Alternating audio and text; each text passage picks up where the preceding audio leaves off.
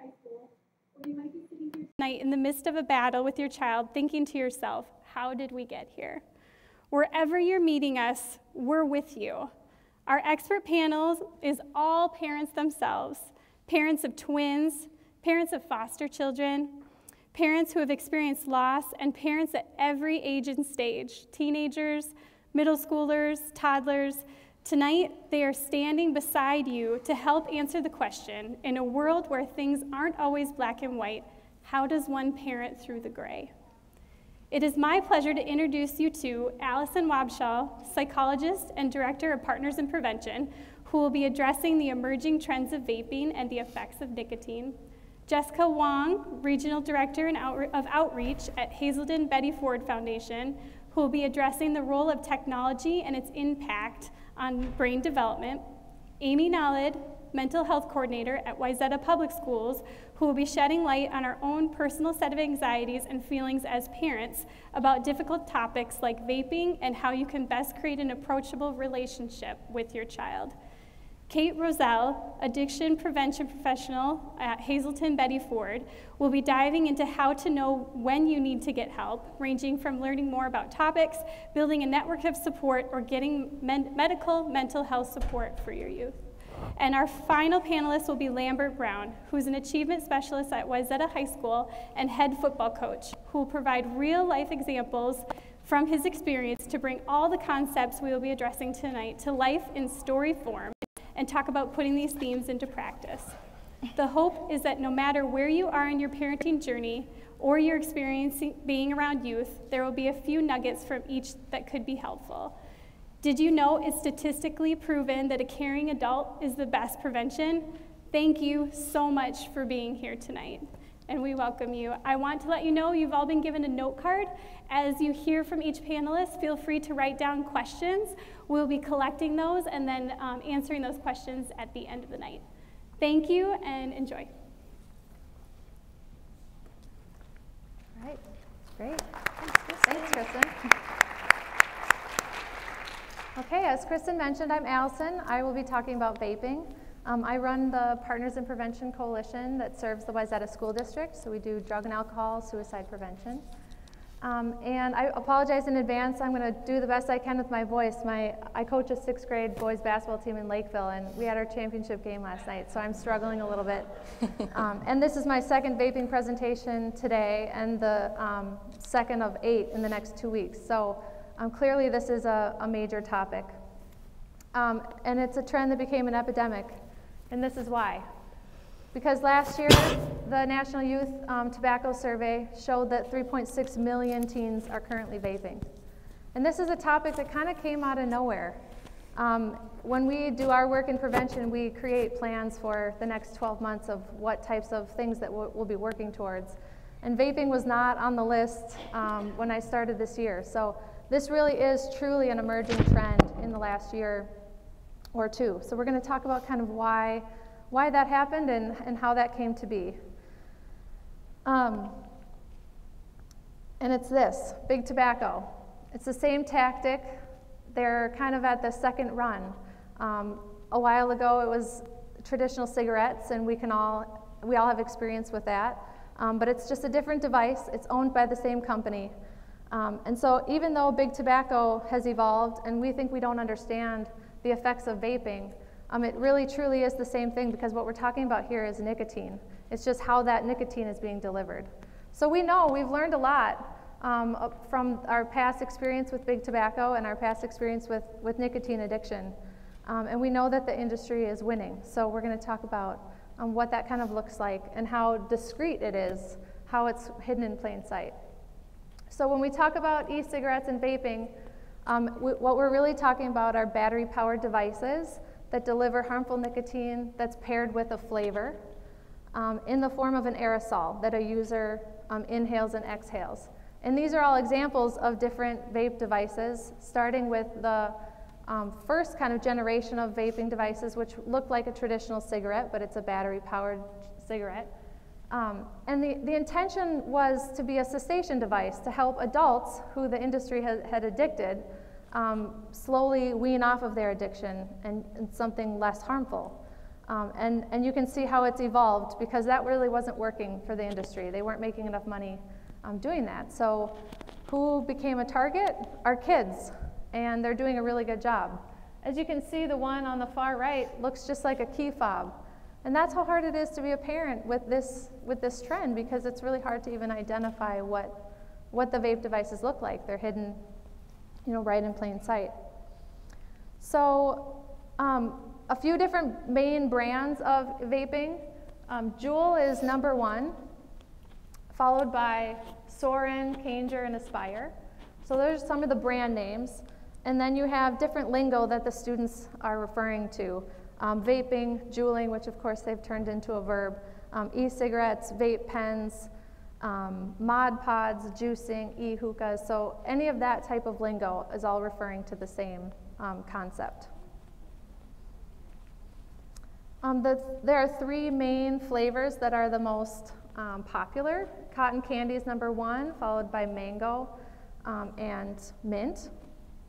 And this is probably one of the most important aspects to e-cigarettes and vaping, are these flavors, because that's what students are really drawn to.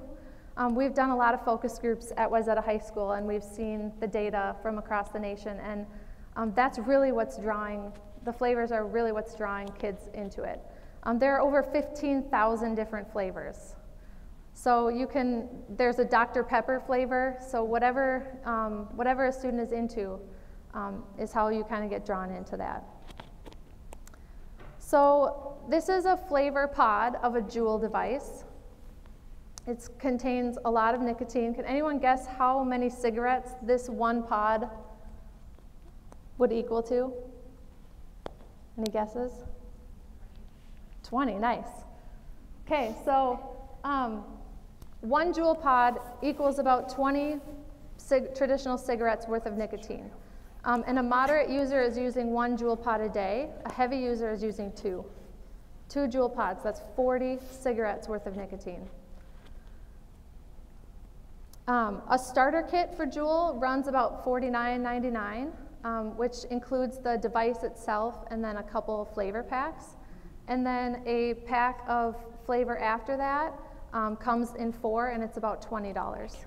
And what we found when we talked to students is their favorite way, from Minnetonka and from Wayzata, their favorite way of ordering it was right off of Instagram. And they would have it delivered to an Amazon locker at the Mall of America or at a mall. So it's really hard to intercept because you don't even have record that that's how it's coming in. So it's not just intercepting the mail before they get it. So an interesting aspect of it, really difficult. So the advertising, we know that students are seeing ads. 8 out of 10 students are seeing ads for this every day. So the advertising is what's leading the horse to water. The flavors is what's getting the horse to drink it, and the nicotine is what's keeping them coming back for more. So that's a trifecta that has turned the e-cigarette industry into a multi-billion-dollar industry. And it's addicting our youth. So one of the biggest components to the nicotine is that it's happening during the developing, while the brain is still in development. So for boys, the brain peaks at development around 25, and for girls, that's 22. So an average user, their brain is still developing. So introducing those harmful chemicals into the brain, it paves a pathway for addiction later in life of all kinds. Not just addiction to nicotine, but it ignites that addiction center in the brain for later addiction to alcohol or to any other chemical that it leads to. Even caffeine or sugar is what they're seeing. So that's a really important component, especially with our youth with the developing brain. It also affects the development in terms of learning and memory and attention.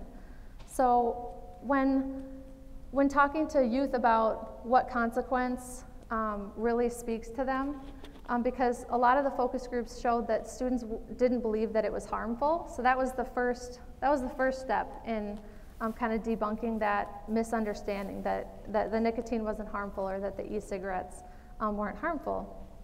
But the second part of that, where we really started to make progress with them, was talking about the harmful effects on the brain. Because as a culture, we're really starting to open up to our willingness to talk about mental health and mental wellness and brain health. And this was something with lasting effects as a consequence that they really were latching onto.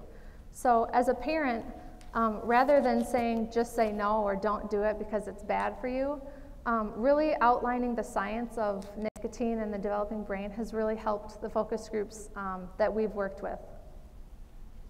So what do we do about it? I think many of us can probably remember a time when smoking cigarettes was legal on an airplane or in a restaurant. And we've come a long way. Now we're kind of passive aggressive when we see a smoker, or we have to walk through their smoke, and they can be very frustrating because we've learned the harmful effects of secondhand smoke. But we've also started to understand that secondhand aerosol is a thing, that what they're exhaling, that still contains harmful chemicals that somebody else around them can inhale and be affected by.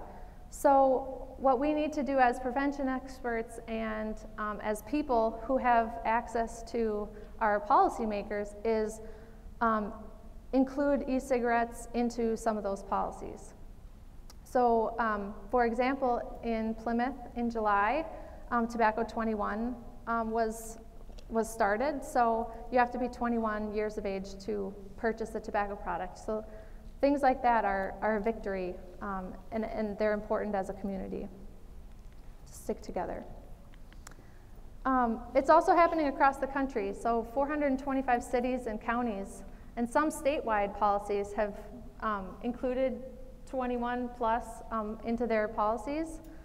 So that's really important.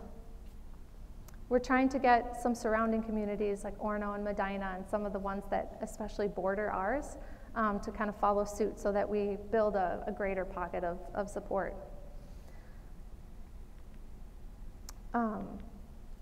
Anyone have any questions particularly about vaping? Yeah. Okay, so if they have to be 21 or whatever they have to be to buy it, how does that affect, how are they getting it online? I mean, are they using a credit card and they must have their own? Yeah, well, yes. There are some loopholes. In some Instagram sales, all you need is a social security number. So if they have access to an adult's social security number, they can easily purchase. Yeah. All right. What's the hesitation on certain gentlemen's market and basically making nicotine or vaping illegal, controlled as tobacco? Can you repeat that? Yeah, what's been the main impediment for the certain genders to declare this as a major public health hazard? Yeah. Well, he announced in his report, which was only the 6th time he ever reported something. So yes, it was named an epidemic, and there's been a lot of prevention efforts and money from the government that has been, passed on to smaller communities to do prevention effort. Yeah.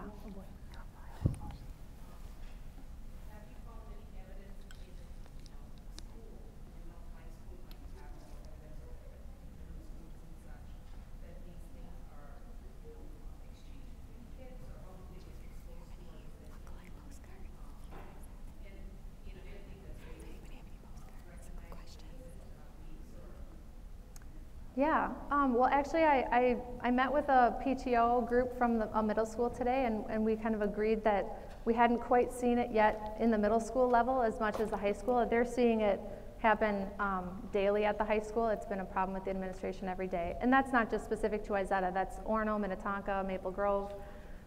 So yes, the biggest factor in the focus groups and across the country is that it's a cool thing to do. So going into some of those focus groups, I thought it was going to be a coping strategy to stress or something else, but what we really found was that it was just a cool, trendy thing to do, and they didn't understand that it was harmful. So there's not much I can do about the cool factor, but I can certainly help address that it's not harmful. So we've worked with Scott Gengler to come up with a comprehensive approach to addressing it. So coming up in the next week or two, there will be a brochure with a lot more resources that's sent to every high school household. And then after spring break, there will be a poster series that goes on that students helped us create with all the actual facts about vaping. So there's a lot going on to prevent it, and we're working with middle school principals to see kind of where down the way we'll go with that as well. But okay, I'll pass it off to Jessica, and please keep asking questions, and then at the end we'll come back around and talk more about it.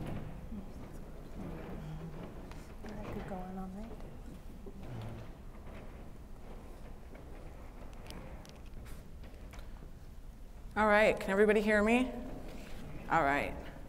Okay, we're going to shift gears just a little bit and talk about teens and technology use. One of your favorite topics at home, I'm sure, is cell phones, Wi-Fi, video games, Fortnite. All that sound familiar? So, maybe this doesn't work from up here.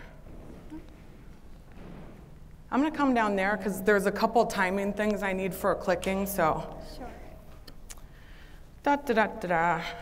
I think this is the part where I practice for karaoke this weekend. No, I wouldn't do that to you guys. All right, so let's see if it works from here. Fair enough, it's because I'm going to talk about technology. All right, so let's see if I can get it. Okay.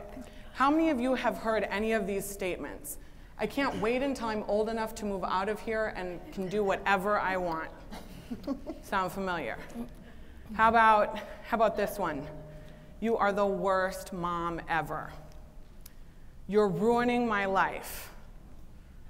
You don't know how hard it is to be a teenager, because of course none of us were ever teenagers before.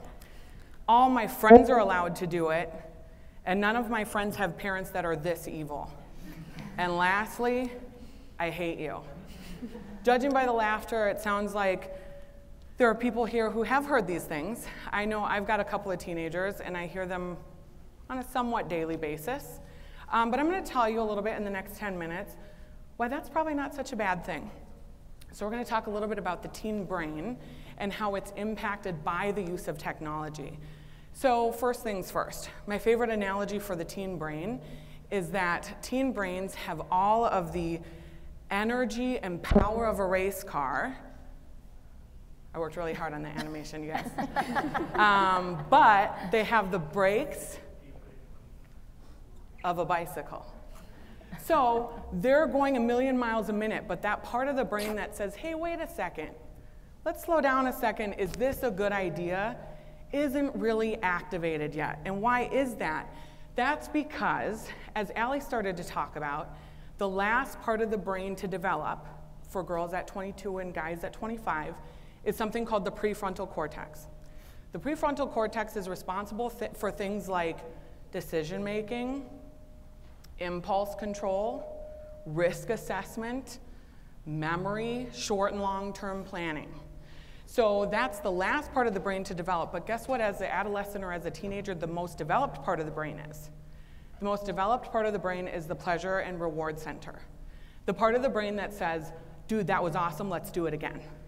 It's the part of the brain that triggers, as Allie talked about, that potential addiction later in life, where you start to do something enough times and get enough of a response from your brain's dopamine system to want you to continue to do something over and over again because it feels really good. And the reality is with technology use, that's smartphones, video games, social media, anything of that nature, what we're finding is that constant access to these devices is actually delaying yet further the development of the prefrontal cortex.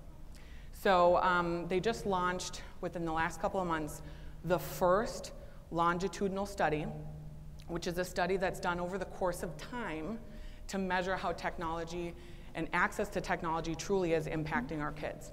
Because it's going to take probably 2 decades to do, because we need to have kids that are 10 and 12 and 15, and then see how they're doing at 25 and 35 to get the full results of the study. But what we do know is that it is impacting that development of the prefrontal cortex. So when you're running around with teenagers who are having a hard time with impulse control, part of that might have to do with this, because the average teenager uses about 7.5 hours of entertainment technology a day. Entertainment technology is not technology used for school or work. It's everything else. It's Netflix, it's Fortnite, it's Snapchat, it's everything that they can do. Now that's the average. There are a lot of kids who use a lot less, but there are also kids who use a lot more. And what you can see is happening is if kids are in school for 7 or 7.5 hours a day, and they're on their devices for 7 or 7.5 hours a day, and they're supposed to sleep like 8 or 10, there's not a lot of time left in the day for really anything else. So as it relates to kind of this brain development stuff, our job really as parents, we've got a couple of jobs. Obviously, we want to love our kids. That's number one. Nobody can do that like we can. Number two is to be their prefrontal cortex until they have their own. That's why you're running after your kids saying, don't forget your lunch, wear your helmet when you're on your bike. You might want to study for your math test because you're trying to get into a good school for college so you can get a good job. We are capable of those thoughts as adults.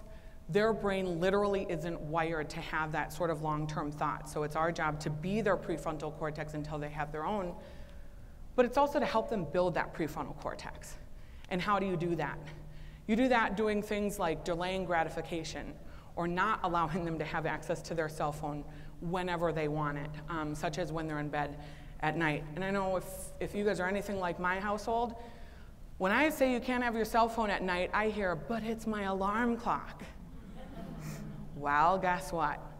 If anybody needs an alarm clock, I promise you it is my mission. I speak on this topic nationally. I will get alarm clocks and put them in kids' rooms because we need to take their phones out of their rooms because there's nothing that happens on Snapchat at 2 o'clock in the morning that they need to be involved in, and it's dramatically impacting their sleep cycles as well, which is increasing stress and anxiety and depression and a whole number of other issues that we're seeing in our kids that are compounded by some of the other things that you'll hear talked about tonight.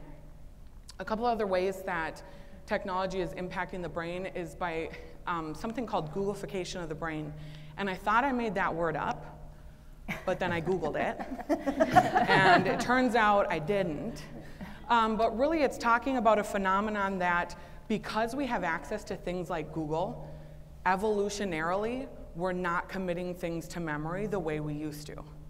So when you can't figure out why your kids can't remember their Spanish vocab words or the quadratic equation, part of it has to do with the fact that we always knew or always know that we have access to that information if we need it.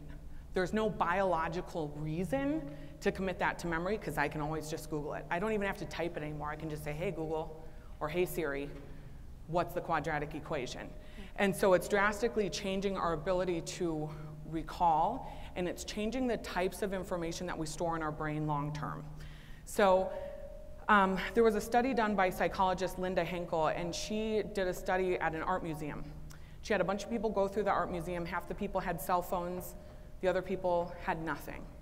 At the end of a certain amount of time, everybody was given a test to determine who could recall the most from what they had seen. Of course, it's no surprise that those that did not have the cell phones actually were able to recall more. Why? Because those that were taking pictures of the exhibits thought that they'd be able to recall that information by looking at the photos to answer the questions when in fact they couldn't. So that's just an example of how this is impacting the way we store and kind of catalog information. It's also known as digital dementia. We see this too a lot with apps like Instagram and Snapchat that are heavily photo-based and our reliance on those apps. But it's resulting in the deterioration of cognitive abilities like short-term memory as we're talking about. I want to do kind of an example of what I'm talking about here.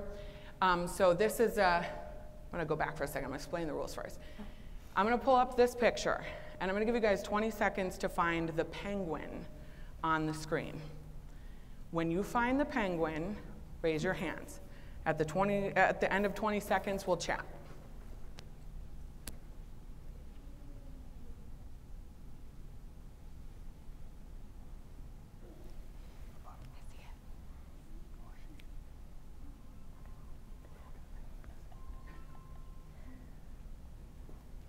All right, so there's a few things happening here, and I promise I'll show you where it is. For those of you that don't trust me that it's really there, I promise you I'll show you. There's 4 types of people when we do this exercise. So the first type of person is kind of like my tribe, who start in the upper left-hand corner and they go systematically to the right and down a row and left, and they have kind of a system for how they're going to find this penguin. Then there's another group of people who sort of frantically kind of look all over looking for something to stand out that's different. Then there's what kids would normally do. So when I do this example with kids, when I give them 20 seconds to find the penguin, what do you think they all do? They all look down at their phone because they go, oh good, I have 20 seconds to respond to that Instagram. Because why? Because they know I'm about to tell them what the answer is. And so that's the same thing that we're seeing with technology, is there's no reason for me to know what the quadratic equation is because I know that I can get it if I need it. So that's an example. There is a fourth type of person, and somebody over here alluded to it, which is, I also see this pretty commonly with kids, the kid who immediately raises their hand and then you can see them looking. And they're kind of like, oh, okay, yeah, now I see it. So for those of you that didn't see it, there's the penguin. It really is there. So there's a number of things that you can do at home that help bring balance, because you're never going to get rid of cell phones. I would never tell you to do that. I'd be embarrassed to tell you how many computers I have at my house because my significant other does IT at World Headquarters for Medtronic, so that's an ongoing source of tension for us. But there's a couple of things you can do that just help bring a little bit of balance. Some of them include things that you see on the screen, like play the dinner dishes game. I don't know if I even have it. Yeah, I do have that one on there. So at the dinner table, everybody puts their devices in the center of the table, or even better, off the table. Sound off for a reason. And the first person to reach for their device does the dishes. So the worst can happen is 3 hours with nobody on their devices. But if you leave the sound on, guess what's going to happen the moment somebody hears a ding? You're going to see people jerking, trying not to go for it, or they'll feel phantom vibrations. You can also establish technology-free zones in your home. This is where the whole family can participate. Don't choose the laundry room where nobody likes to go anyway. Choose something like the kitchen where everybody in the family knows when they're in that space, whether it's eating or baking cookies or unloading groceries, that they're not allowed to have their devices out. Again, to just sort of establish that technology is not something that we need to have constant access to. So to loop it back to what we started with, I want to ask you, how do you stop a speeding car? What's the mechanism that stops a speeding car? Anybody know? I heard friction. That's right. This is more animations that I've really worked pretty hard on. So the answer is friction. How do we get friction? We apply the brakes. The only thing that stops a speeding car is brakes. And the only way that brakes work is friction. So as parents, when you hear your kids tell you that you're the worst parent ever, and that they hate you, and that nobody else's parents are this mean, that's that really uncomfortable, sometimes very painful friction that we feel as parents that probably means you're helping them build their prefrontal cortex. And it doesn't make it any easier to hear, but just know that when you hear that, it might help you get through to not worry about it. They don't really hate you. They might hate you in the minute, but they're not going to hate you tomorrow as soon as they need $20 to go to a movie. And we'll get through it. So just a couple more slides here before I hand it off to the next person. A lot of people say, well, why? Technology is not really that bad. There's a lot of worse things that they could be out there doing. And in some cases, there are. But I just wanted to share a local story of a young man in Chanhassen who is 17 years old, entering his senior year of high school at Chanhassen High School. And he ordered synthetic drugs on the dark web. Anybody know what the dark web is? Only a couple people. The dark web basically is the only part of the internet that you can't get to by going to Google. It requires special overlays and certain access to get to it, and it's entirely for the purpose of illegal weapons trade, illegal drug trade, human trafficking, any number of illegal things. Illegal, illegal, illegal. That's one of the reasons why Bitcoin is a thing, because Bitcoin is an untraceable currency, unlike your Visa card, which I know if you use your Visa card who used it, if you're engaged in human trafficking on the dark web. So you're going to use Bitcoin so nobody knows that it was you. So he purchased synthetic drugs from China on the dark web. One night he didn't come home when he said he'd be home. So Dad looked up his Find My iPhone app to see where his son was and drove to where his son was. And his shoes and his cell phone were on the side of a pond. He was in the pond having a seizure from the drugs that he had taken. Why was he in the pond? Because when kids take synthetic drugs, not when kids, when anybody takes synthetic drugs, it very often creates the sensation of being on fire from the inside. So people often take their clothes off, go into bodies of water, get in bathtubs, all sorts of things, and that's exactly what he was doing. Unfortunately, 4 hours later at Hennepin County Medical Center, Alex lost his life. So even though Alex might have been grounded in his room, he was able to order drugs that ultimately took his life. And without access to the dark web, he might still be with us today. And then I'm going to kind of close with this, and then I'll take questions probably at the end of all of the speakers. I just want to remind you, as it relates to technology, you can't upload love, you can't download time, you can't Google all of life's answers, you must actually live some of your life. So I hope this is something that's given you just a little bit to think about as you deal with technology issues in your home, and I'm going to turn it over to Amy. Yep. All right. Do you need the clicker? I probably don't. I think I'll just come down. Okay. Yeah. Great, thank you. Thank you. Guys. It's easier down here. I like it better. That was amazing. Okay. Jess. Okay, I'm gonna I have 3 slides for you. Much smaller than intended. I might need help. How do we get? Gotcha. Oh, there? Yep. Here we go. There you go. Okay. So, nope. Oh.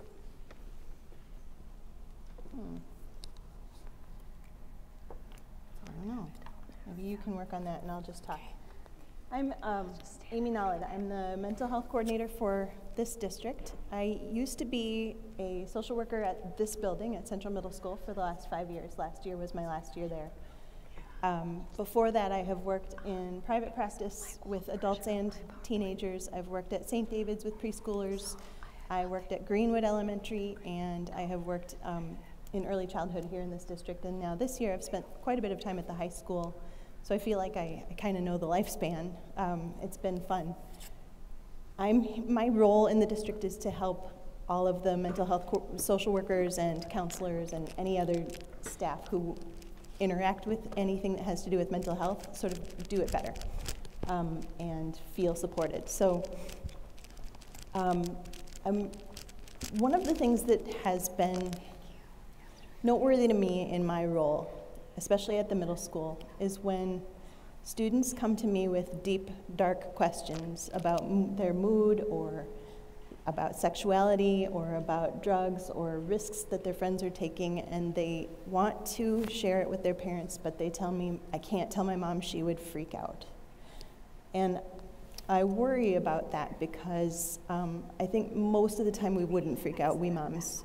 We actually probably wouldn't. And yet sometimes I know that we also carry our own anxiety and mood issues and trauma from our childhood and from our parents' childhood, and we end up bringing that to our kids. And so once we get slides up, oh, there they are.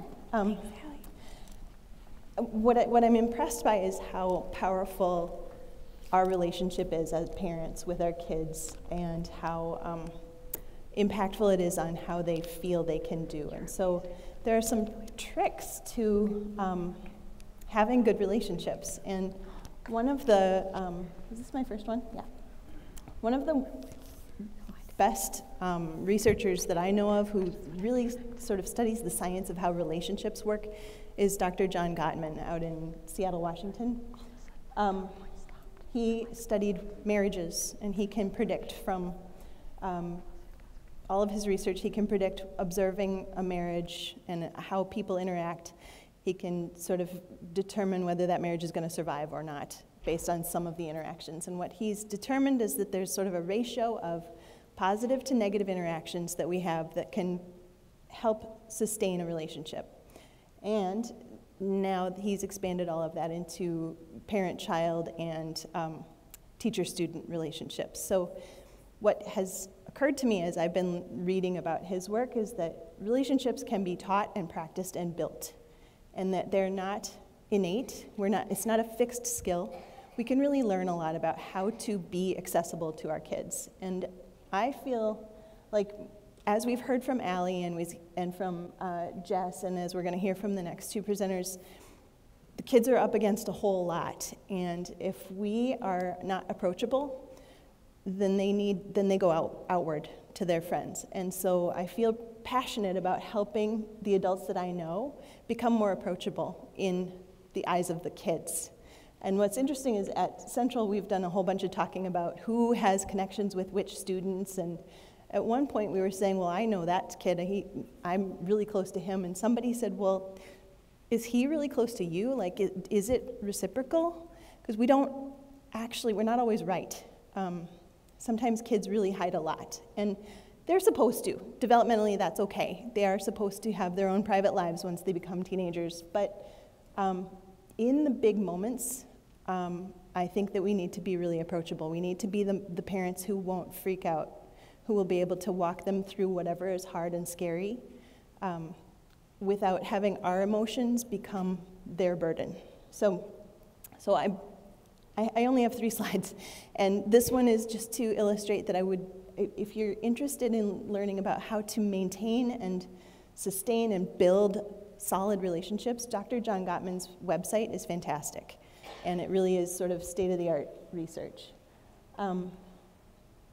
So when I talk about what we bring to our kids, or what teachers in the district bring to students, we talk a lot about mental health and mental illness, and really that we're all on a spectrum.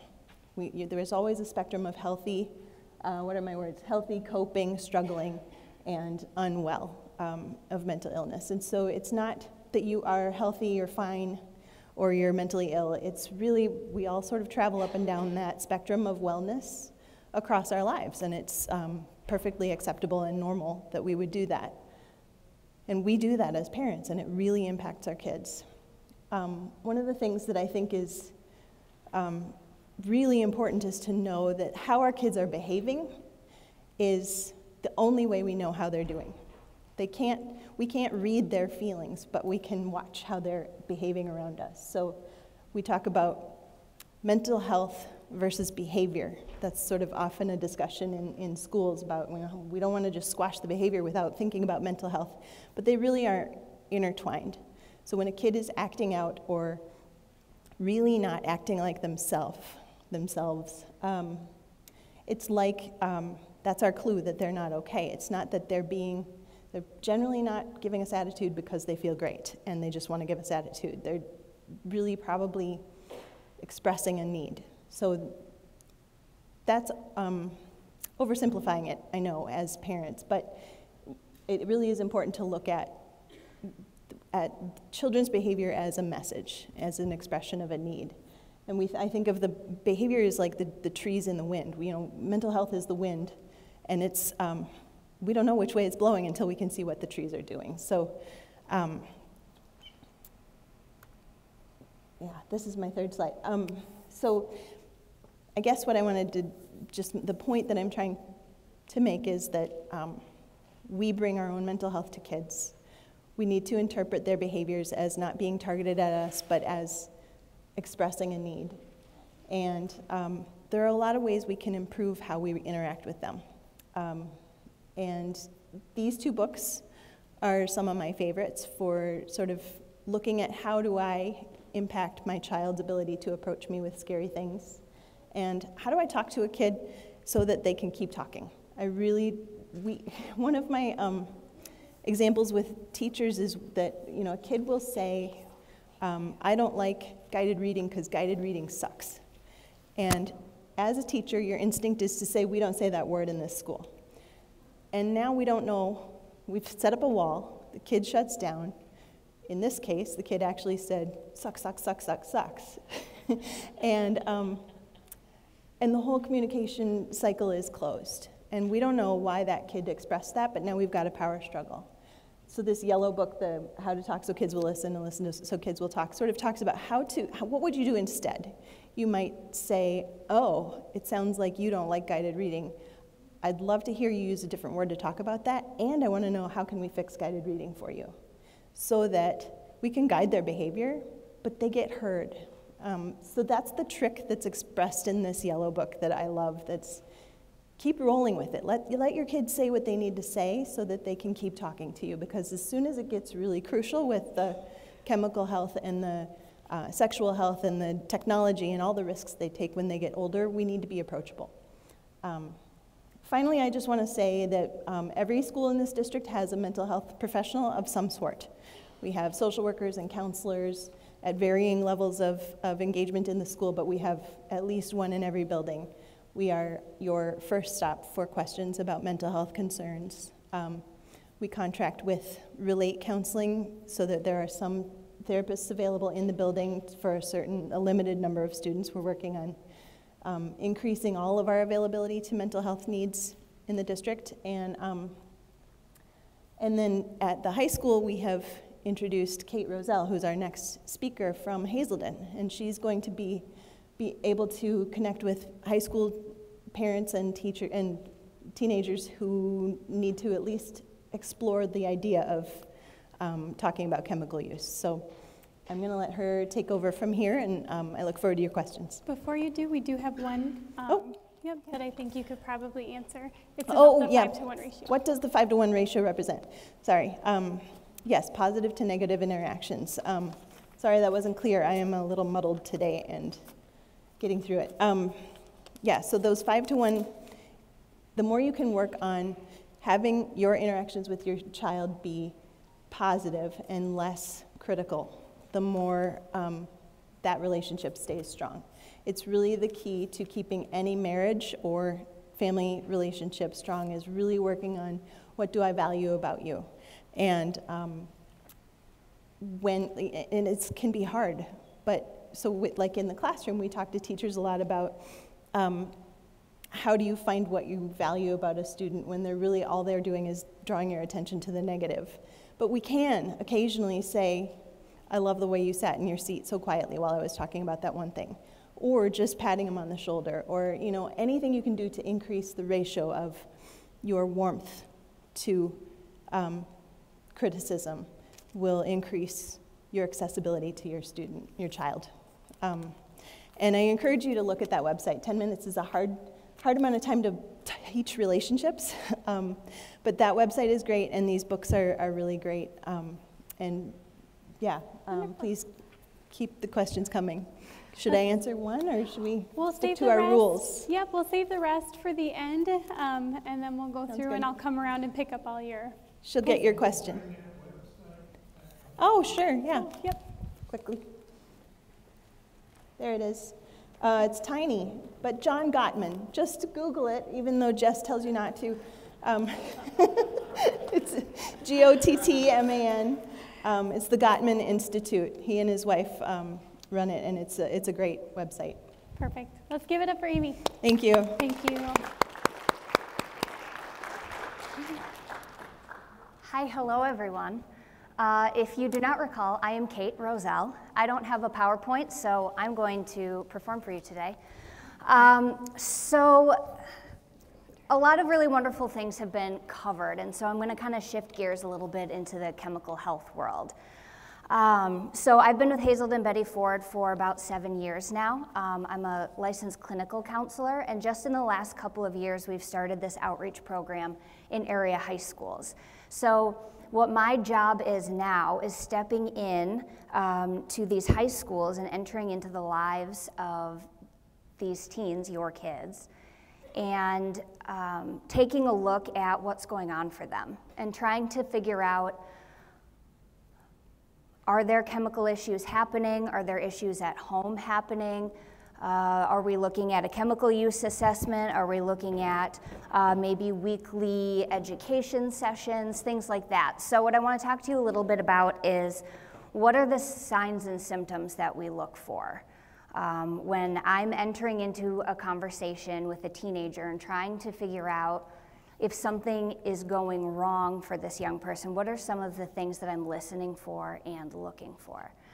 So, 1 in 10 Americans over the age of 12 has addiction. Addiction is defined as a disease, and it's incredibly common. And there's a lot of kind of icky social stigma around addiction's existence. So we often have a lot of kind of preconceived ideas or images in our mind of what we think an addict or an alcoholic looks like. Most of those things are based on movies, quite frankly, and that's usually wrong. So in my experience working with young people, they look like everybody else. They look like every kid. The kid who's struggling with drug and alcohol abuse or addiction is the kid who looks like every other kid. Maybe they were the captain of the baseball team, maybe they're a straight A student, maybe they're a wonderful, delightful human at home, and something has started to go awry for them. So what I want to focus on is, what does that shift start to look like? So Amy was talking about changes that we see that are indicators of somebody struggling with mental health. So a lot of these things that we start to see changes around when addiction or substance abuse is coming into play is super frustrating, because these behaviors are often the same as what's happening for normal adolescent development. So as your young person is moving into their teenage years, they're starting to be turds. They're talking back a lot. They've got a lot of behavior problems. They're isolating. They've got attitude. They've got emotions that are all over the place, that you think that they're insane. They think that you're insane. You feel like you're taking crazy pills, and all of this is happening all at the same time. And you probably have no idea, as anyone would, is this just normal adolescent behavior, or is this indicative of there being another issue? So when I sit down with these kids, I'm asking a lot of questions, and I'm talking to teachers and I'm talking to families around what sort of behavior changes are happening. And like Amy said, you guys know your kids. So you know if the attitude that they're giving you is within their normal range, or if you're seeing more of a trend, a shift in that attitude, a shift in behavior. Maybe maybe they're staying out past curfew. Maybe they've got a new group of friends that you don't really trust or seem a little sketchy. Maybe they're starting to be dishonest about a lot of things. Maybe their emotions have been all over the place, but not in just a, yeah, my kid kind of gets like that sometimes, but in more of a prolonged, sustained kind of way, where something in your gut, and this is the part that's important, something in your gut says something's not right. So again, like we've said, you know your kid. And if anything in your physical being says to you something is not right, you're probably right. So that then leads us to, don't be afraid to ask the question. When Amy was talking about the importance of being approachable, that is so critical. It is terrifying to have to go to the person that is in charge of the rights and privileges that you have in the home and tell them that you are struggling with something. And so it's not often something a young person's going to just offer up to you. So we've got to be willing to ask the question, and we have to be able to be willing to ask it in a way that's curious and non-judgmental. So if I'm a kid and I'm struggling and I'm acting out of control at home and I'm pissed off all the time and I hate you, and you honestly at this point hate me also, and we have to have some sort of conversation, and if you come at me and say, what is the matter with you and what is going on? I'm going to be like, oh, okay. If not in the crisis or not in that drama moment, you come to me and say, I've noticed you spending more time in your room lately, or I noticed that your grades have been dropping, and I just want to make sure that everything's okay.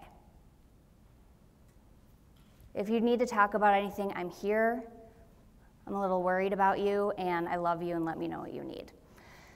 And then take a step back, and that allows some space for a young person to process whatever anger or boundaries or whatever they've got up where they're going to react and be mad. Gives them a little time and space to take a deep breath and decide how they want to respond to that. And then that starts to build that trust. And then understanding that if they come to you and talk to you about some of these things, again, like Amy said, watching our reaction. It's very 100% biologically natural to have a fear response to the information that you may or may not receive. And the only way to continue that open dialogue is to fight that fear and take a deep breath and again allow yourself to be curious and open. Because when we're curious and open, we can gather all of the information, and when we have all of the information, we can offer the support and make the changes that we need. So again, when I step into these situations in the schools and a meeting with these students, that's what I'm trying to do. In a non-judgmental, curious way, figure out what's going on. What are the issues? Do you think there are issues, or do other people think there are issues? And what do you think about other people thinking there are issues? In a way where they have some space to kind of talk about it so we can get to the bottom of it and figure it out. Then if they're appropriate for additional support, I might make a referral for a chemical use assessment, might get on the phone with you guys and say, okay, this is what's going on. What can we do to best support him or her moving forward?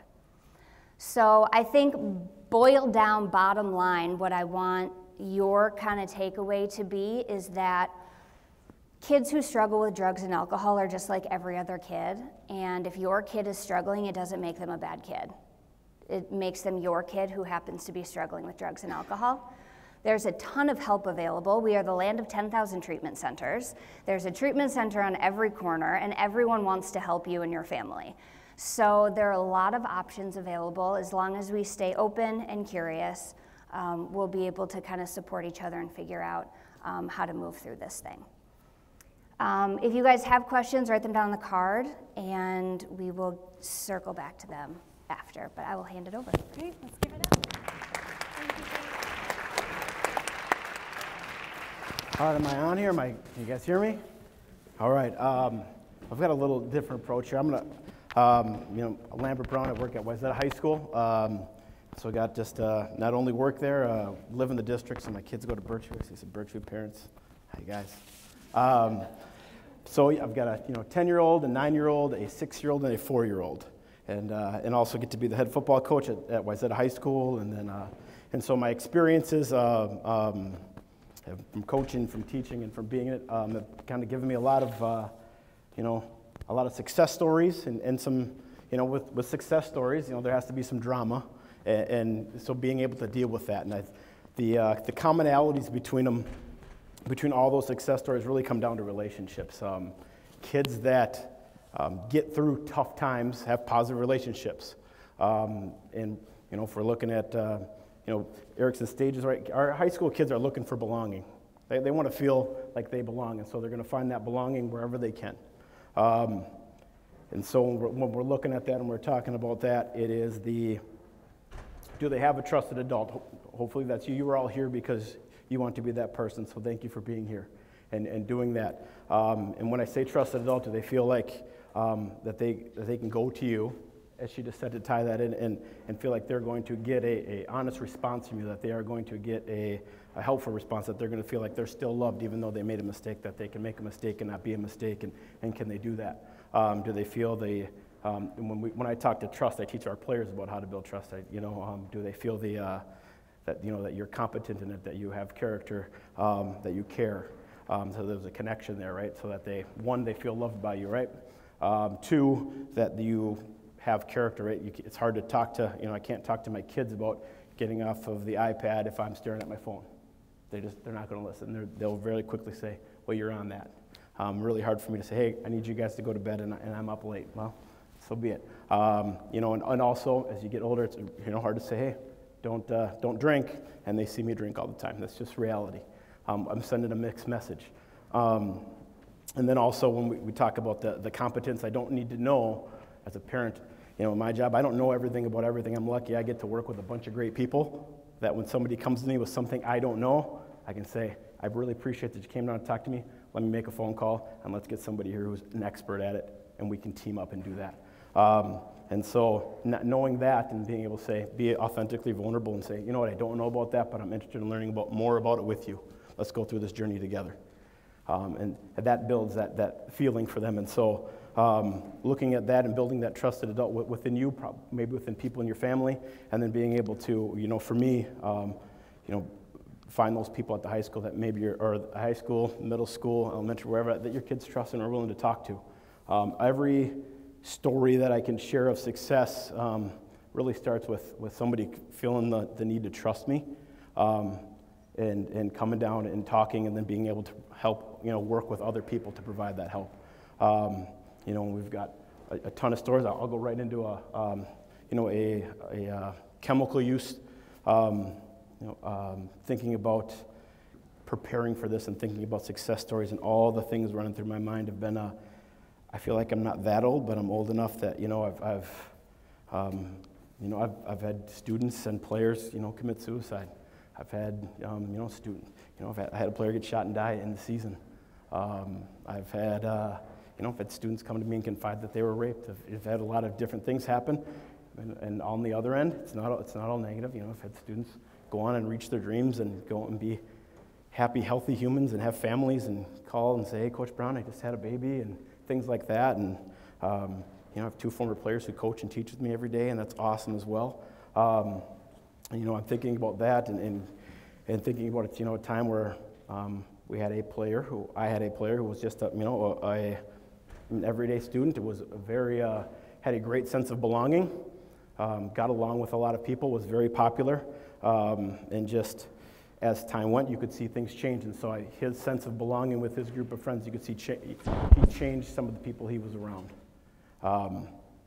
And as that change happened, the behaviors changed a little bit, and to the point where, his attendance was less and less. He was missing a little bit more school. Behavior was changing a little bit, and and then about a week went by where he didn't show up to school. And I can remember kind of sitting around going, this is weird, and calling, and I hadn't heard from him. And one of those, so my son Jackson, who's now 10, Jackson was about 4 at the time, and Jackson adored this young man. He lived about 2 blocks from us. He would come play with Jackson all the time. He'd come over and have dinner if Mom wasn't home and hang out. And, and so Jackson says, how come he hasn't come by for a while? I said, I don't know. And so I kind of went over, knocked on the door, didn't hear anything, and I called one of the players, and I said, hey, have you heard from him? And he just kind of said, Coach, I really, we were just talking, and we really think we need to get you involved. And what had happened is he had taken it went from kind of a little drink in, and all of a sudden he had found himself over the course of about 2 weeks fully addicted to heroin, and just didn't have a way to. And I think it kind of hit everybody by surprise, and a deal where I can remember calling our school resource officer and saying, hey, do we have somewhere I can take him? And he said, well, is he going to go? And this is going on, and he's probably not going to go. He'll go. And I went over. I knew he was home because I had some friends kind of figure that out, and pounded on the door and said, hey, this is Coach Brown. I need you to come out. And he came to the door and said, what's going on? And I said, just need you to grab a bag, man. So he grabbed. So I said, what do you mean? I said, just grab a bag, throw some clothes in there, and you're going to hop in my car. And he hopped in my car, and we drove to, our school resource officer had set that up, and we drove to the clinic, and we spent the weekend there, it just was like this. I don't think, as you as parents, as me going into coaching, didn't think that would be something I would be doing. And as that process went, I would wish I could say like it was just, hey, we went, and this is like this great success story, but it's a roller coaster ride, and there's ups and downs, and so, it was a good couple months, a little relapse, and luckily we had built enough of a connection, and he felt enough trust in me. He called me and kind of said, hey, things aren't going well. I don't know what to do. I don't know where to go. Can you help me? And so we went back, and he has handled that, and he is now, 4 years, completely, sober and everything, and is, finishing up school and doing really, really good things. And I get to talk all the time. He gets to come back over for dinners again, so that's good. But I think when I'm thinking about that and going through that, really what it came down to was he had belonging. He found it in another group, but he had friends that cared about him. He had people that cared about him and were willing to say something to somebody. And so monitoring kind of, you know, who your kids are with, but also making sure that, you know, that they feel open, that they can talk to you, that they can talk to you as well. And then also the ability to have a group of people, right? So like if I just got that phone call and I said, well, I have to figure out where I'm going to go, how I'm going to do this, I couldn't do that. And so being able to team up with people and be willing to ask for help, be willing to ask for help. So that's a big story, you know, one that's got a great happy ending, you know, and I think, you know, within that, you know, I can think of, we talk about the mental health piece that we discussed. You know, I've had 2 phone calls, both late at night, which my wife does not like, both late at night of players calling and saying, hey, you know, so-and-so is saying some really scary things. You know, now they're not answering their phone. I don't know what's going on. Can you help? You know, and so those have happened. Those, you know, it's happened twice this year, where I've had to get up and look up a parent phone number and call a parent at home and say, I need you to go check on your kid. That's not fun. That's scary for parents. That's scary for me. That's scary for kids. But I think empowering people to know that it's okay. I think looking at the sometimes stigma around mental health, and sometimes people being afraid to ask for that, and our ability to wash that away and to be able to say, you know, we all need help in different ways. I get to coach football. If somebody, you know, gets hurt, nobody's going to judge that person for getting hurt. Nobody's going to say, oh, you broke your arm. You know, you've got something wrong with you. And I don't know why we do that with mental health. And so really trying to be open with that and help your kids know that. And then and that was, I mean, part of that was coaching with those parents, saying, you know what, really when you go in and ask, you know, you can tell them that I called, but let's make sure we get them the help that they need, and we, you know, we're not judging, which is hard because everybody's scared in that situation. But you know, in both those situations, we were able to team with the parents and be able to provide the resources and the correct people to meet with, and the correct counseling to be whatever's needed. Each situation is different, but to make sure that we were able to address the issues. So I don't want to scare you guys. I feel like I'm up here scaring you guys. Okay, thank you. At least I got a smile. Feel good about that. You know, and so like what we talk about that though, the sense of belonging, the trusted adults, really focusing on being that night. You know, I'm looking at my 4-year-old right now, who, you know, today did some things that I was really not happy about, and being able to kind of monitor and go, all right, how can I build this where I can say, hey, you know, you made a mistake. I want you to learn from it, but not make her feel like every time she makes a mistake she can't tell me. And that's with my 4-year-old. Easier said than done. Even harder with teenagers. I'm not there yet, but I'm going to be there really soon. I get to be around teenagers every day. And knowing that, you know, that's still not too late to do that. You know, and even if you feel like that, it's not too late to go home and say, hey, you know what? I went to something tonight, and it really made me think about, you know, I want to make sure that you feel like I can talk to you, and you can talk to me. You know, tell me what those barriers are, and what can we do there. You know, and then also being, I guess, knowledgeable to the fact that you might be that person, that rock for your family, or somebody that, you know, they feel like they can talk to you about everything, and that they still might make bad decisions, or they still might choose to talk to somebody else first. But as long as it gets to you and we get the help, don't take that personal. You know, and I guess that last one tying into that is you know, I've had a situation in the not too long ago past where a student came in and said, hey, coach, can I talk to you? You know, it's the middle of the day, and I'm like, yeah, sure. And she said, well, I've been meaning to talk to you, and I just want to tell you a story. It's like, okay. You know, kind of, and then normal. My office, some of you guys have never been to the high school, or only some. My office is kind of like right in the middle of the building, so people constantly walk by. So people come in all the time, and you know, and the conversation went to, yeah, I was at a party. You know, these people were there. You know, I was at my friend's house. We decided to spend the night, and I went to bed and woke up, and somebody's on top of me, and I don't know who to tell. So that deal, it's like, I know I need to tell my mom, but I don't know how to tell my mom. Can you help me with that? And kind of going through that, and me going, okay, well, one, I'm not trained for that, but saying, okay, I appreciate you, through the tears of going, hey, I appreciate you coming down and telling me and getting help. Let's get some people here who can specialize in this, and then we'll call your mom together and we'll have your mom come in. And that's what we did, and it ended well, and mom was thankful, and I think it did take a little bit to go, hey, how come you just didn't tell me right away? And it was the sometimes disappointment. Hey, I know you're going to tell me I didn't do anything wrong, but I still feel like I did something wrong, and I don't know how to get that out. And so being able to partner and get the right support, the right resources, and then partner with the family. So we do that. It's not hey, we're only focused on students. We want to make sure that we partner with everybody to make sure everybody gets the right support and the right help in every way, shape, or form that we can. And so I'm coming up, I'm sharing success stories.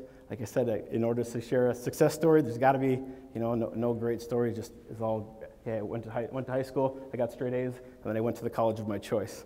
That's great, but I think we're all here because we want to be out in front and be able to see things. So don't be afraid to partner with the school. Don't be afraid to ask your child's friends what's going on. Don't be afraid to sit down and talk with them. And then if you have concerns, call up. There's always somebody there to help. Because it's a great building. We have a lot of great people that I get to work with every day. And so, with that, I just want to thank you guys for your time, and I appreciate it. And just like I said, if you have any questions in anything, feel free to talk and ask and write them down. And don't think that everything is doom and gloom at the high school. It's really 99% of the time awesome. And we've got a lot of great kids, and a lot of great things happen every day. And we also have a lot of great people there to help when things don't go that way. I can write thank it you. down for you too.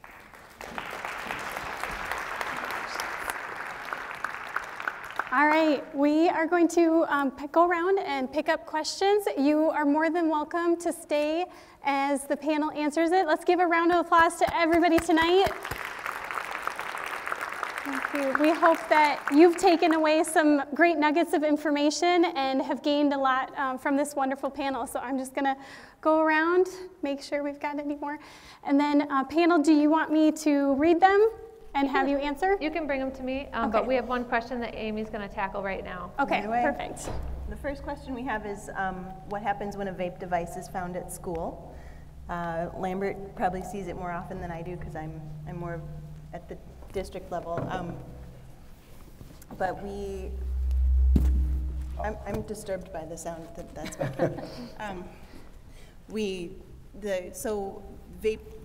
Possessing vape devices at school is a misdemeanor, I think, because it's against the law and they're underage. So the first offense results in partial suspension. Do you know specifically? I do. Why don't you do Yes, that? I can do that. Yeah. This is another thing that I deal with at high school. All right. And so typically, we will take a first offense student down. We'll do a half-day suspension. We'll involve our school resource officer so we can write a ticket out for that. And that's usually at the officer's discretion depending on what that is. But and then we notify home. I think probably the more disturbing trend is that I think I've seen more and more kids get caught more and more often. So it's not, we're seeing less and less like first-time offenders and more kids who are like, you can catch me for the third, fourth, fifth time. I got to do this during the school day, which is, I think, is a big sign of the addiction that students have. I can't remember a time in the recent future where kids have been caught smoking at school, because I think there's a smell, and there's all those other factors to it where some of that's been eliminated. Now we've got student supervisors who literally walk. They do their loop and they walk through each bathroom, and I mean they're looking for fruity smells because that's what typically it is, and the other piece of that is, I think, the accessibility that we've talked about a little bit. It's not as hard to get You know, and kids don't go and buy cartons of cigarettes or things like that. But they can, you know, one kid can find a way to order it online and get enough to provide their friends for a long time and probably make enough money to buy everything that they need as well, and that happens as well. And so yes, hopefully that answers the question. I forgot to write this down because it just came to me, but I just have a question. So with the baking, you were saying there's all these different flavors. So I've never seen or tried, but do you know, or I mean, does it really taste good, like cotton candy or mint? Is it, I mean, before like menthol cigarettes, you know? Yeah, supposedly. I've never tried it, but yes. Yeah, and a couple of the questions have asked, what are the flavors covering up? And nickel, formaldehyde, lead, there's all sorts of different chemicals, tons of chemicals in different vapes. It just depends on which brand. There's as many chemicals in vaping or e-cigarettes as there are in Regular. traditional cigarettes.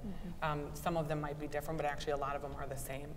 So it's not necessarily that it's covering up as much as it is attracting. Kids love the taste of cotton candy, so they're going to pursue things that taste like cotton candy. So it's It doesn't taste like cotton candy cigarette, it tastes like cotton candy. right, Yeah. because you don't. Part of the cigarette flavor is from smoking it, and because you're not actually smoking it, Yeah. you're vaping it. You're getting more of a fruity flavor depending on the. It doesn't have the burn taste, apparently, because you're not igniting it. It's an aerosol, so it's just being heated up to inhale. So the flavors are pretty strong. And I think the reason those 3 flavors are the most popular are probably because there's a link with how strong they taste. What is it doing to their lungs? The vaping? Well, they're inhaling directly into their lungs all of those chemicals.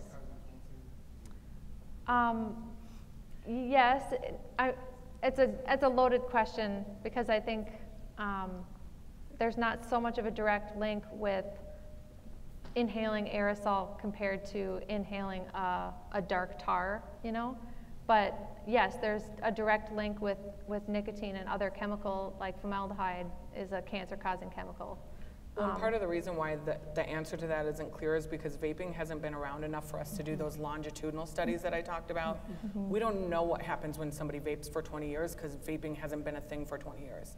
So just like what happened when cigarettes were first introduced, everybody smoked while they were pregnant because nobody knew that it was harmful until enough research had gone into you know, proving that that was a challenge. And so we're kind of operating blindly, and you know, we don't know ultimately what the effects are, but when you're inhaling things like formaldehyde into your lungs, whether it directly causes cancer or not, it certainly isn't a good thing.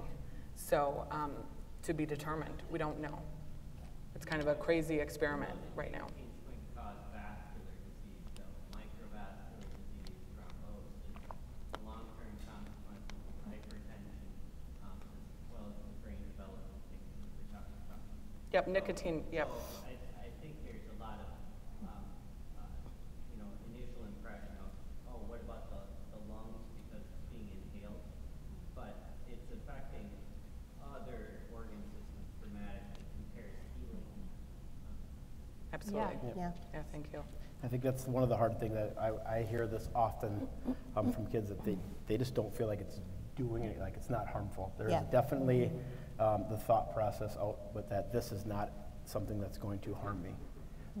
And that's why one of the reasons why it's been able to have such a foothold and kind of build so quickly, because they've done a good job of marketing that it's not going to do that, Yeah. or at least giving that perception. And so providing that education has been big to kids in terms of what this can do to you. Yeah, from a prevention perspective, one of the things that determines whether or not a kid will try something is how harmful they perceive it to be. And of all the things out there, say compared to heroin, e-cigarettes are perceived to be less harmful, so you have kids who are more likely to engage in that. And so that's part of what Allie's work is with the coalition, and some of us up here, is to educate kids on the harmful effects to make it less likely that they would try some of those substances. For it to be more of an informed decision, you know, and also to correct the misperception of parents too that, well, it's not as bad as, you know, because that game is very dangerous. But, you know, I should have mentioned, students can vape marijuana concentrate. It's called a dab pen.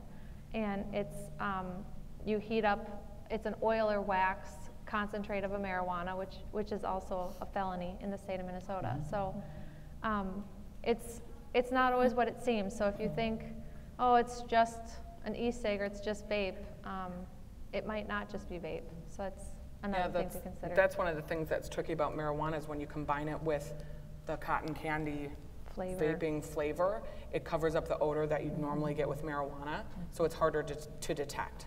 So there's kind of layers of challenges that they could potentially pose for kids. We got a couple other questions up here. One of the questions is, how do we trace that kids have access to the dark web, or what are the ways that kids get access to the dark web? I can tell you that the #1 way kids are learning how to do this is through YouTube. That's how kids are learning how to do anything. If they want to make marijuana wax to dab in a vape pen, they're going to YouTube to figure that out. The reality is, though, as far as how do we trace it, by the time you have a kid who understands the overlays and the software systems required to access the dark web, you've got a very sophisticated and very smart kid with technology, whereas I'm at home, can't figure out how to turn my cable box on. And so in terms of how to trace that they have access, if they're smart enough to know how to access it, they're probably smart enough to know how to eliminate any traces that they've been there. But there are certain apps for both iPhone and Android that help you kind of control what kids have access to through their phones. Like, for example, you can use an app called Q Studio, which is an Android version, and there's an iPhone equivalent that says that the phone kind of shuts off at 9 o'clock. So after 9 o'clock, they can't go on Facebook, or you can control it so that they're only on Snapchat for 30 minutes a day, and once their 30 minutes is up, they're off. And so that's a tool that can be helpful for parents, and I know the iPhone equivalent, but because I don't have an iPhone, I don't have it remember, but I have it in my bag, so if anybody has any questions on tools of that nature, those can certainly be helpful in general, not just as it relates to the dark web. I got a question about, is vaping happening in the high school building? And the answer is yes. Every day. It's an issue in all the high schools in the area, because I've been meeting and talking with principals. But at Wayzata High School, they're averaging 1 or 2 a day incidences of an actual confrontation. But anecdotally and in focus groups, if you go into any bathroom, there's lots of different flavors in the air. And then the other issue with that is how easy it is to conceal. There's a lot of look-alike devices for vaping, so it looks like a highlighter, it looks like a USB port, which is the Juul, one of the most popular ones. It looks just like a USB plug. Otherwise, one of the most popular things coming up, and there's a place in downtown Wayzata that sells them, are the drawstrings on a sweatshirt. You can swap them out, and the e-cig device is on the ends, and you wouldn't even be able to tell. So that's a huge problem. Easy in class to kind of inhale and exhale into your shirt or your sweatshirt. So we're working with teachers on what to do in the moment when that kind of situation comes up. But yes, it's happening anywhere, but especially bathrooms. I've got one here. When you hear about other kids, should we notify their parents so they can address addiction issue? How do we approach? Yes. So as a parent, I would imagine you would love to receive information that your young person was dabbling in things. And so any parent wants to know if there's a problem going on. And the sooner we know, the sooner we can help. And as we often say in the drug and alcohol treatment world, secrets keep us sick. So the only way to help or to get to the bottom of something or to eliminate more opportunity to be doing things is to just be open and honest about it. So as a parent, I would just imagine how you would want to be approached about that. And I can't tell you exactly what to say to whomever this person might be, but if your young person is hanging out with another young person and you know that there are things happening, then just being able to have that open conversation, hey, this is something that I know about. I don't know if my kid's involved. I don't know if your kid's involved, or I do know your kid's involved. I do know my kid's involved, but this is what's happening. And so what can we do to help support them away from what's going on? What boundaries do I need to set at home? And then that allows the other person, the other parent, the opportunity to be able to set whatever boundaries or enforce any consequences that they need to. Otherwise, we're just keeping everybody's secrets. And then nobody can get better or get help that they need if we're just walking around keeping each other's secrets. So absolutely, if you know about use that's going on, please notify parents. Mm-hmm. Coach, Yes. Can I hear you correctly that is there a dedicated police officer at the high school? I have kids younger. We have two. Two of them. We have two that are at the high school. Every day students are there and full for the full day. Yes. And one at each middle school. Yep.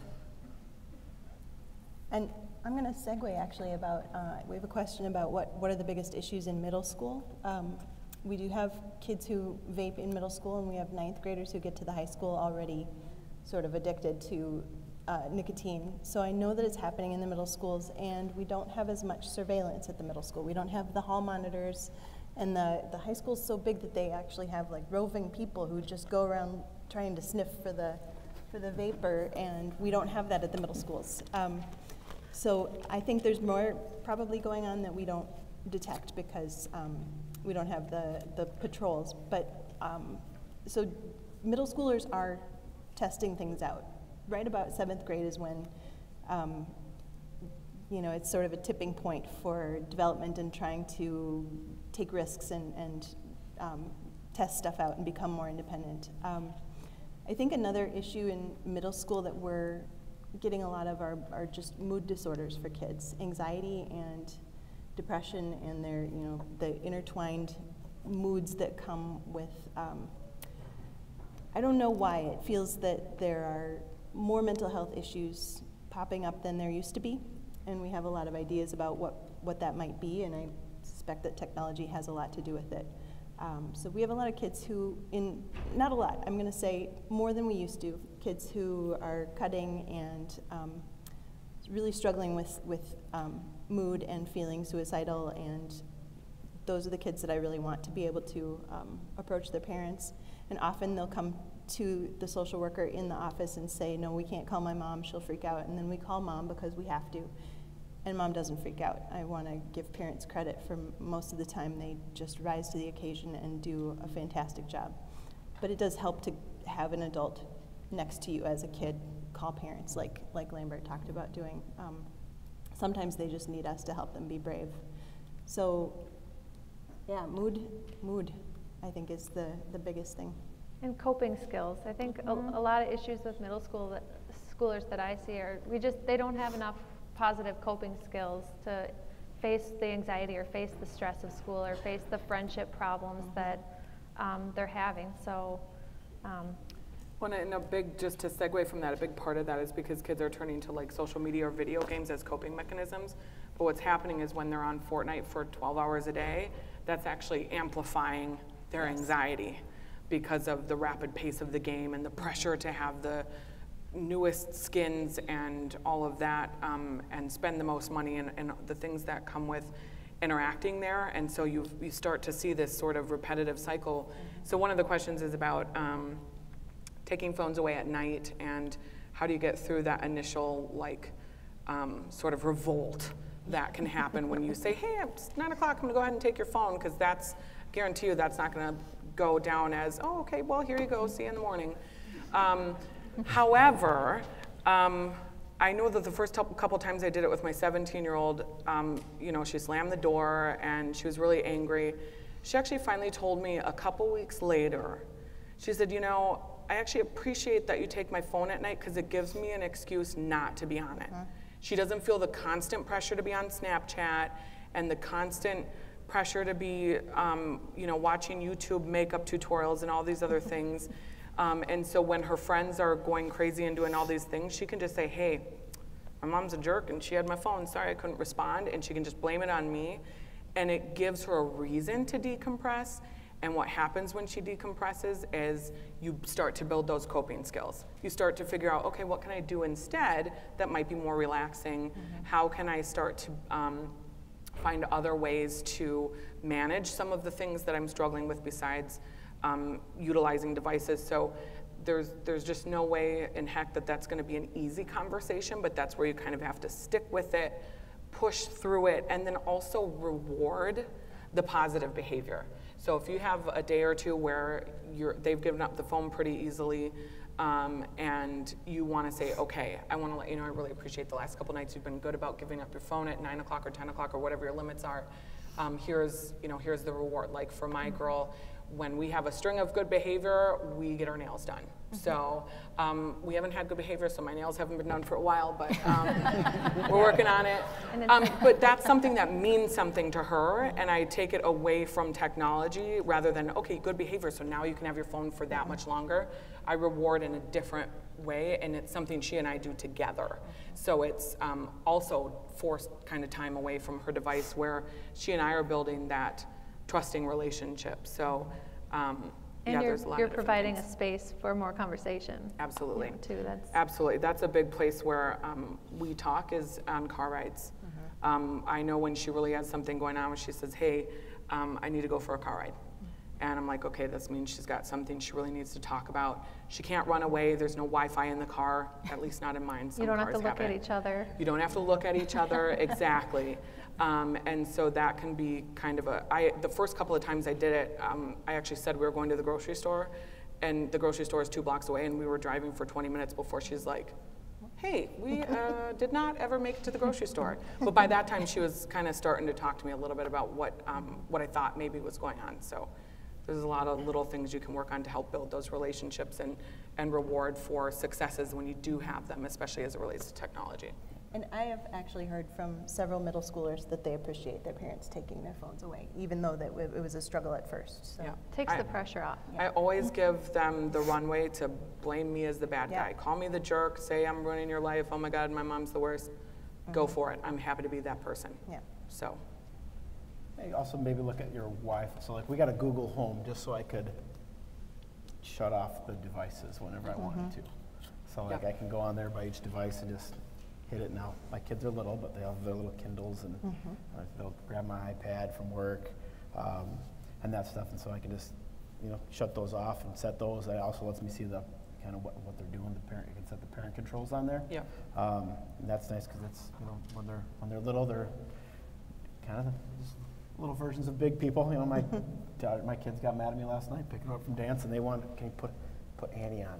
I want to watch Annie on the way home. And I'm like, I'm not putting that on in the car, and it was a battle. But that technology has such a draw. Even little kids, it's a little bit scary. And so just trying to find some of those things and build it, and absolutely. We have a rule that if the car ride is 20 minutes or less, we're not allowed to have devices. They're like forced to look out the window. And that happened because she couldn't figure out her way home from school, even though she had been going to that school for months and months. When her phone died and she didn't have the Google Maps to get her home, and she turned the wrong way, and it was like hours before I found her.